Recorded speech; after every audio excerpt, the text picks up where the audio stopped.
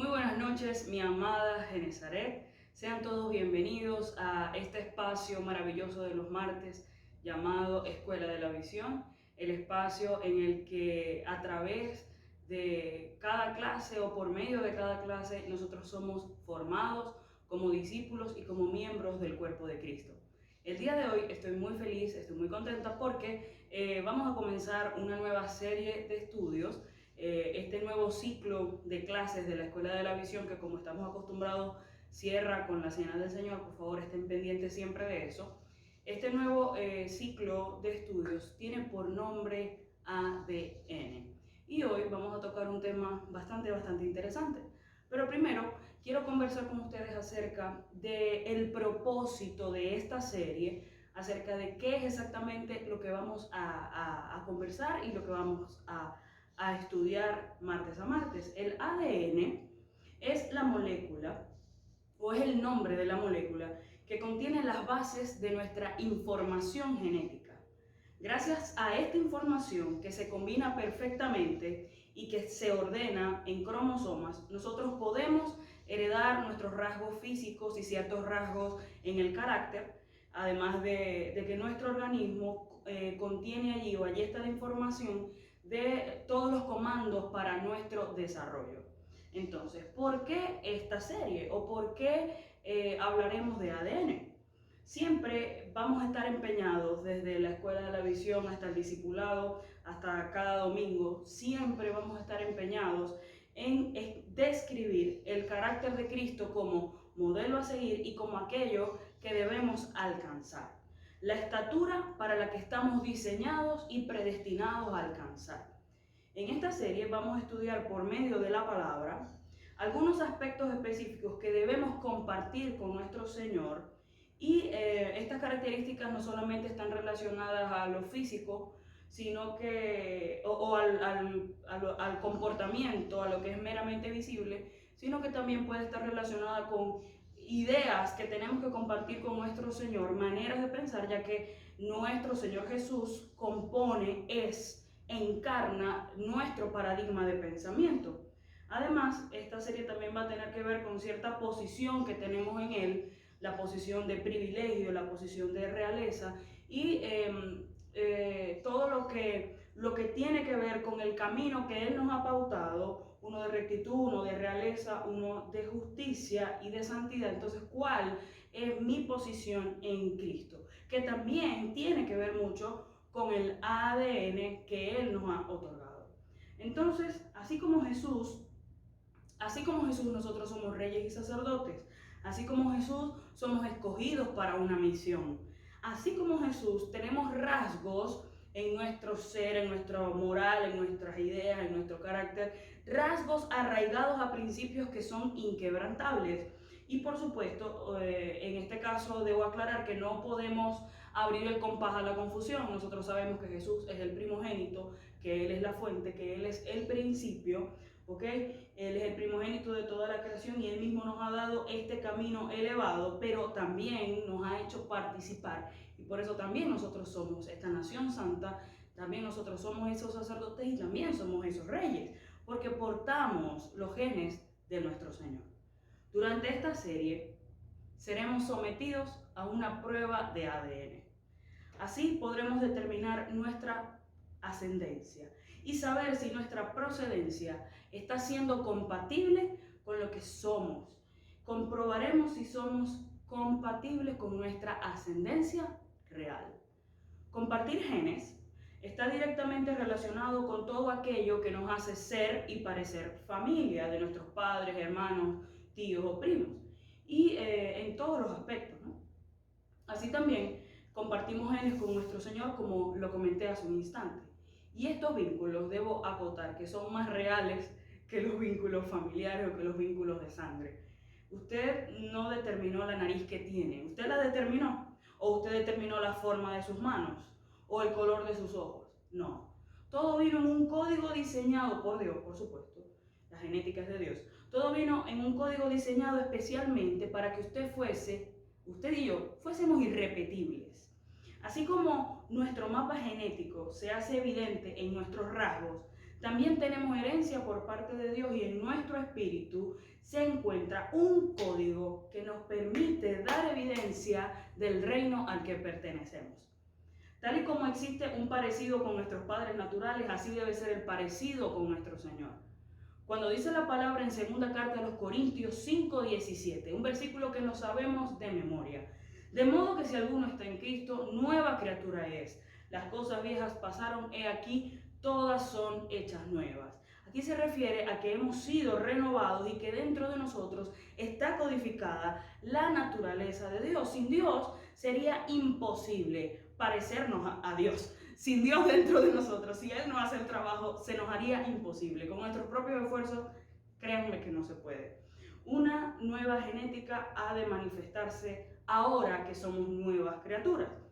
Entonces, esta prueba de ADN no solo tiene que ver con nuestros esfuerzos por parecernos al Señor, pues es evidente que nosotros tenemos parte activa en este proceso. Por supuesto que nosotros tenemos que procurar cambiar, procurar alcanzar, procurar movernos hacia, sino que no solamente tiene que ver con estos esfuerzos, sino que también tiene que ver con el conocimiento y la revelación que Él ha depositado en nosotros y que se debe hacer evidente por medio de la fe y de la gracia. ¿Por qué por medio de la fe? Porque por medio de la fe nosotros creemos en la obra que hizo Jesús, que fue amar y salvar a toda la humanidad, amar y salvar a toda la creación. Y la gracia, aunque suene paradójico, ¿no? La gracia es la razón por la que comprendemos la obra de Cristo, y la única razón por la que creer se nos facilita un poco, porque cuando nosotros meditamos un poquito en el amor de Dios, nosotros decimos, tiene que ser por gracia. No hay otra razón, no existe una lógica por la que un rey haga que parte de su pueblo también sea reyes y también sean muy privilegiados, que somos tú y yo. Entonces, una vez entendido el propósito de esta serie, que se trata de hacer una prueba de ADN por medio de la exposición de los aspectos de este genoma espiritual, una vez entendido este propósito, entraremos en materia. La clase de hoy se llama realeza. Realeza. Cuando pensamos en realeza, viene a nuestra mente oro, tronos, diamantes, cetros, personas que no saludan con las manos, sino con reverencias, gente docta que juega polo los fines de semana y que no tiene mucho contacto con el pueblo al que representan. Y con esta imagen referencial, tampoco vemos concebible, o sea, si esto es un rey, no podemos creer que esto sea concebible que un rey ponga a su pueblo en una línea superior de privilegio, dejando que los habitantes de su reino participen en su linaje, llamándolos amigos, llamándolos hijos, reyes, sacerdotes, llamándolos santos y llamándolos novia. Parece que es inverosímil, ¿no? Parece que debemos, tú y yo, como reyes y sacerdotes que participan de un linaje otorgado por fe y gracia, no solamente conocer nuestros privilegios como tal, sino adentrarnos a vivir en el concepto de realeza que Dios maneja. Para eso vamos a revisar lo que dice la Biblia acerca de la raíz de la realeza de Cristo, acerca de la raíz de nuestra realeza y cuál es el concepto de realeza que maneja Dios. Lo voy a repetir. Vamos a revisar qué dice la Biblia acerca de la realeza de Cristo, vamos a revisar qué dice la Biblia acerca de nuestra realeza y vamos a revisar cuál es el concepto de realeza que maneja Dios. ¿Cuál es la raíz de la realeza de Cristo según la palabra? La realeza de Cristo tiene una ascendencia anunciada y una ascendencia también comprobable por medio de la sangre.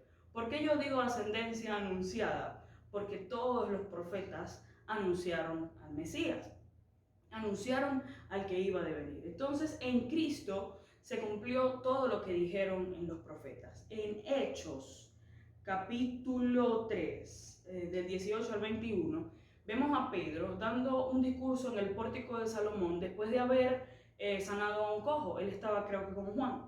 Y dice, pero Dios, le dice Pedro a los que estaban en la sinagoga, pero Dios ha cumplido así lo que había antes anunciado por boca de los profetas, que su Cristo había de padecer, Así que arrepentíos y convertíos para que sean borrados vuestros pecados, para que venga la presencia del Señor, de la presencia del Señor tiempos de refrigerio, y Él envía a Jesucristo, que os fue antes anunciado, a quien de cierto es necesario que el cielo reciba hasta los tiempos de la restauración de todas las cosas, de que habló Dios por boca de sus santos profetas, que han sido desde tiempo antiguo. Entonces, ¿qué usó Pedro para convencer a los judíos o para predicar de Cristo a los judíos? Lo que usó fue la palabra profética. Entonces, toda la realeza del Señor, toda la realeza de Cristo estaba ya anunciada, ya estaba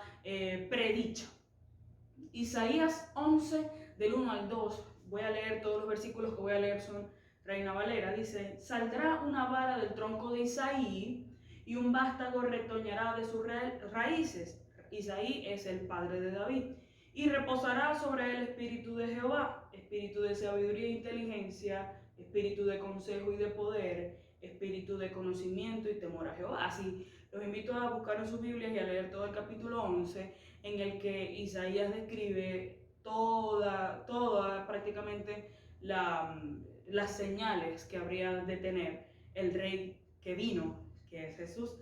Isaías 53, del 3 al 5 dice: despreciado y desechado entre los hombres, varón de dolores, no experimentado en quebranto, y como que escondimos de él el rostro, fue menospreciado y no lo estimamos.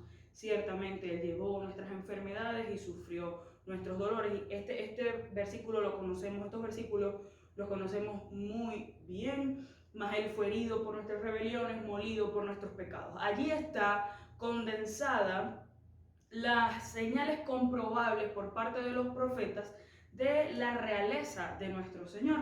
No solamente Isaías profetizó acerca de Cristo, sabemos que también otros profetas como Zacarías, Miqueas y el mismo David en el Salmo 22. El Salmo 22 es un salmo mesiánico. Zacarías 9, del 9 al 10 dice: alégrate mucho, hija de Sión, da voces de júbilo, hija de Jerusalén, he aquí tu rey vendrá a ti, justo y salvador, humilde, y cabalgando sobre un asno, sobre un pollino hijo de asna. Y de Efraín destruiré los carros y los caballos de Jerusalén, y los arcos de guerra serán quebrados, y hablará paz a las naciones, y su señorío será de mar a mar, desde el río hasta los fines de la tierra. Jesús es de quien hablaron los profetas, dejando en claro desde su llegada a la tierra cada una de las señales de las profecías dadas a Israel. Desde Abraham, a quien Dios le prometió que sería padre de naciones, hasta Moisés y el cumplimiento del pacto davídico por medio de la sangre del rey, del Mesías. La ascendencia de Cristo estuvo anunciada, así como su pronto regreso está anunciado, pero además del cumplimiento profético de señales, su linaje es comprobable en la historia. Hablemos un poco del linaje de Jesús, y para hablar del linaje de Jesús es importantísimo conocer el pacto davídico que le prometió Dios a David. Y esta parte, aunque es la parte en la que comprobamos por medio, históricamente, vamos a ver, tejemos el hilo de sangre con el que Dios, conseguimos este hilo de sangre con el que Dios tejió la historia por medio de la palabra profética. A mí me encanta que aún así, aunque sea esta la parte más comprobable, que es la ascendencia lineal del Señor, que está escrita en los Salmos, me encanta que haya sido anunciado por un profeta también. David recibió palabra de parte de Dios por medio del profeta Natán. Entonces, en segundo libro de Samuel 7, del 8 al 14, dice: así pues dirás a mi siervo David. Esto se lo dice Dios a Natán. Así ha dicho Jehová de los ejércitos: yo te tomé del redil, de detrás de las ovejas, para que fueses príncipe sobre mi pueblo, sobre Israel. Y te he dado contigo en todo cuanto has andado. Delante de ti he destruido a todos tus enemigos, y te he dado nombre grande, como nombre de los grandes que hay en la tierra. Además, yo fijaré lugar a mi pueblo Israel y lo plantaré, para que habite en su lugar y nunca más sea removido. Ni los inicuos le aflijan más, como al principio, desde el día en que puse jueces sobre mi pueblo Israel. y a ti te daré descanso de todos tus enemigos. Y aquí viene la promesa. Asimismo, Jehová te hace saber que Él te hará casa, y cuando tus días sean cumplidos y duermas con tus padres, yo levantaré después de ti a uno de tu linaje, el cual procederá de tus entrañas y afirmará su reino. Él edificará casa a mi nombre, y yo afirmaré para siempre el trono de su reino. Yo le seré a él padre, y él me será a mí hijo. Dios eligió el linaje de David para que de él viniera el Mesías. El Verbo se haría carne, y la sangre que corrió por las venas de Cristo era sangre real. Ahora bien, ¿qué tipo de rey fue David? Conocemos bien el carácter de David, que si bien es cierto cometió graves pecados, su corazón permanecía rendido ante la presencia de Dios. Un rey que vino de cuidar ovejas no es precisamente lo que concebimos nosotros como realeza. Pero ese fue el linaje escogido de Dios. Piense por un momento, ¿qué tiene eso que ver con usted y conmigo? ¿Qué tiene eso que ver con usted y conmigo? ¿De dónde nos sacó Dios? ¿Y qué nos ha otorgado Dios ahora por medio de su palabra y de sus promesas? Hablemos ahora de la descendencia injertada. ¿Quién es la descendencia injertada? Y para esto tenemos que hablar de la promesa a Abraham. El Evangelio de Mateo muestra la genealogía de Cristo, hijo de David, que dice específicamente así, hijo de David, desde Abraham hasta José de Nazaret. Dios teje la historia con hilos de sangre. Recordemos la promesa que hizo Dios a Abraham, que se cumple por medio de Cristo. Dice Génesis 17:5. Y no se llamará más tu nombre Abraham, sino que será tu nombre Abraham, porque yo te he puesto por padre de muchedumbre de gentes. La muchedumbre de gentes, parte está dando la clase y la otra la está escuchando. Somos la muchedumbre de gente que Dios le prometió a Abraham. Es decir, que en Cristo la profecía no solo se cumple con señales, sino con evidencias de ascendencia, de linaje. En nosotros, esta palabra se cumple. Por medio de la fe en el Hijo, se cumple la promesa hecha al Padre de la fe. Pablo lo explica así en Efesios. Efesios 2, del 11 al 13, y después del 18 al 19 dice: por tanto, acordaos de que en otro tiempo vosotros gentiles, en cuanto a la carne, erais llamados incircuncisión por la llamada circuncisión hecha con mano en la carne. En aquel tiempo estabais sin Cristo, alejados de la ciudadanía de Israel y ajenos a los pactos de la promesa, sin esperanza y sin Dios en el mundo. Pero ahora en Cristo, vosotros, que en otro tiempo estabais lejos, habéis sido hechos cercanos por la sangre de Cristo. Y el 18 al 19 dice: porque por medio de Él, los unos y los otros tenemos entrada por un mismo espíritu al Padre. Así que ya no sois extranjeros ni advenedizos, sino conciudadanos de los santos y miembros de la familia de Dios. Por medio de la fe en Cristo, solamente en Cristo, somos injertados como descendencia del Señor y parte de su nación. Sobre la venida del Señor como Rey hablaron los profetas. Jesús vino, despojándose de su gloria, a salvarnos, y asimismo, como Dios lo había anticipado, nos hizo parte de su pueblo. Una vez contextualizados con la naturaleza de la realeza del Señor, podemos comprender bien cuál es la identidad profunda de aquel que vino y de aquel que ha de venir. Jesús es Rey, Jesús es Dios, y Él mismo, autor y consumador de la fe, como lo describe en Hebreos 12, compartió su gloria, haciéndonos participar también de su realeza y dominio y permitiéndonos continuar lo que Él inició. Preguntémonos qué rey hace eso. ¿Cuál es entonces nuestra naturaleza? Participamos de una herencia y esta herencia es evidente. Además, vamos a leer aquí, segunda carta de Pedro 1, del 3 al 8. Dice: como todas las cosas que pertenecen a la vida y a la piedad nos han sido dadas por su divino poder, repito, como todas las cosas que pertenecen a la vida y a la piedad nos han sido dadas por su divino poder, mediante el conocimiento de aquel que nos amó por su gloria y excelencia, por medio de los cuales nos ha dado preciosas y grandísimas promesas, para que con ellas llegases a ser participantes de la naturaleza divina, habiendo huido de la corrupción que hay en el mundo a causa de la concupiscencia. Vosotros también, poniendo toda diligencia por esto mismo, añadid a vuestra fe virtud. A la virtud conocimiento, al conocimiento dominio propio, al dominio propio paciencia, a la paciencia piedad, a la piedad afecto fraternal y al afecto fraternal amor. Porque si estas cosas están en vosotros y abundan, no os dejarán estar ociosos ni sin fruto en cuanto al conocimiento de nuestro Señor Jesucristo. El plan original de Dios, desde el principio, desde la creación, era que el hombre reinase, que el hombre tuviese dominio sobre la tierra. Y por medio de Cristo, Él nos devolvió este dominio. Humildemente, nuestro Señor nos dijo a nosotros, mayores cosas que estas van a hacer en mi nombre, dejándonos con estas palabras toda la licencia para usar su nombre como poder legal para hacer o para ejercer dominio como representantes, como reyes, como sacerdotes, como uno de sus hijos, como uno de sus santos. El apóstol Pedro nos explica en su segunda epístola que todas estas cosas nos han sido otorgadas, que nos han sido dadas por medio de su poder, pero que en la medida que las conocemos, podremos vivir cada una de las preciosas y grandísimas promesas de las que somos herederos. Por eso dice, añadida a la fe virtud. Ese fragmento me parece maravilloso y extraordinario. ¿Qué es la virtud?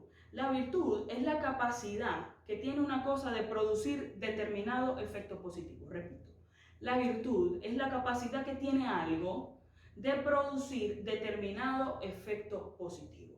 Entonces, ¿cómo yo añado a la fe virtud? La única manera en que la fe pueda producir algo positivo es poniéndola por obras. Entonces, ahí comprendemos que no es solo trabajo de Dios, sino que eso que se nos fue depositado lo tenemos que poner a producir. Debemos poner por obra toda esa naturaleza divina que se nos ha otorgado. Añade virtud, esfuérzate en la fe. Añadir virtud es esforzarse en la fe. Ya la naturaleza divina la tenemos porque se nos fue otorgada por fe y por gracia, pero el fruto tiene que ver con añadir a la fe virtud. Esforzándonos en conocer al Señor y marchar la milla extra de esfuerzo para mantener en alto lo que se nos otorgó. Los reyes no pisotean su posición, jamás. Tampoco andan indignamente. No se ensucian ni las rodillas cuando se caen. Si los reyes de la tierra cuidan su legado, ¿cuánto más no debe hacerlo los hijos de Dios? Ahora, ¿para qué somos una nación santa? ¿Para qué somos reyes? Y es para anunciar. Primera carta de Pedro 2, del 9 al 10. Mas vosotros sois linaje escogido, real sacerdocio, nación santa, pueblo adquirido por Dios, para que anunciéis las virtudes de aquel que os llamó de las tinieblas a su luz admirable. Vosotros en otro tiempo no erais pueblo, no teníamos los genes, pero que ahora sois pueblo de Dios, que en otro tiempo no habíais alcanzado misericordia, pero ahora habéis alcanzado misericordia. ¿Qué es el linaje? El linaje es la ascendencia ilustre de una persona. Pregúntate hoy de dónde vienes, quién eres, y si verdaderamente estás conociendo o estás en conocimiento pleno de lo que Dios ha logrado o lo que Dios te ha otorgado por medio de su Hijo. Vivimos para anunciar con convicción. Es necesario formar parte de ese real sacerdocio. Entonces, en la medida que añadas virtud a la fe, se pronunciará tu llamado a anunciar. Esto es ministerio. Cuando conocemos esta verdad que está incrustada en nuestro ADN, comprendemos que nuestro mayor legado está en el discipulado y lo hacemos con una conciencia mayor de responsabilidad, entrega y fe, entendiendo que nuestra labor va más allá del fruto que hoy podemos ver.